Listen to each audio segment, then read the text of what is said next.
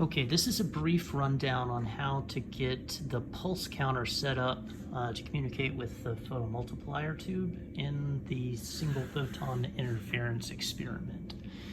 Okay, so as we see here, we've got pulses coming through every so often, despite the fact that our shutter is still closed. So to open the shutter, we pull it up, and we can hear that we're getting some counts. So the photomultiplier tube is being engaged. But what we want ideally is to get this count in the dark to be somewhere between 10 and 100 counts. Okay, so just for clarity, let's see how everything is connected. We've got our DC power connected here. We've got our photodiode, which is connected to our shutter up here. We have our pulse amplifier, which is going to be connected here to our pulse counter, and that's going to be connected under this input. Okay, so we'll connect the pulse amplifier to the input, and then we're going to connect another BNC cable to this monitor out port. Okay, so the monitor out port is going to go to channel 1 of our oscilloscope.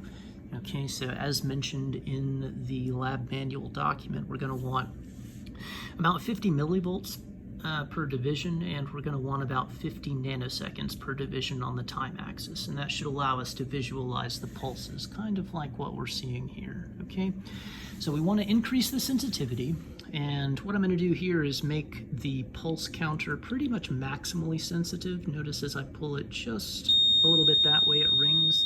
That kind of beep noise is going to be its maxed out sensitivity, so we're just going to have just a little bit less than that.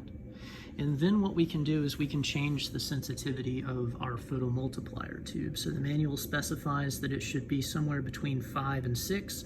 Turning it to the left or counterclockwise decreases the voltage.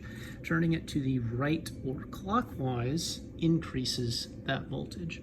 So we'll see what happens when I change this to about 6 into 7.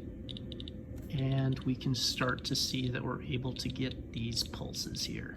Okay, so these are individually counted pulses corresponding to maybe about 10 to the 5 electrons that have been amplified through this photomultiplier tube. And what I want to do is integrate over a second. Okay, so we're going to be counting the number of pulses per second. So we're going to have our gate here set to 1 second, as we can see here. Okay.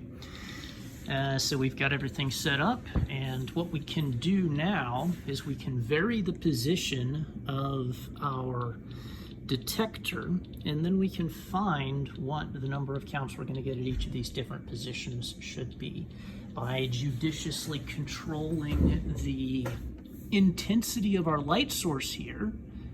We can actually make a calculation that should say there will be only 1 photon at a time inside this tube. Okay, so we'll assume that maybe about 4% of the photons are going to be received and detected by this photomultiplier tube, so we'll leave that to you to calculate that there is just 1 at any given time floating through this tube.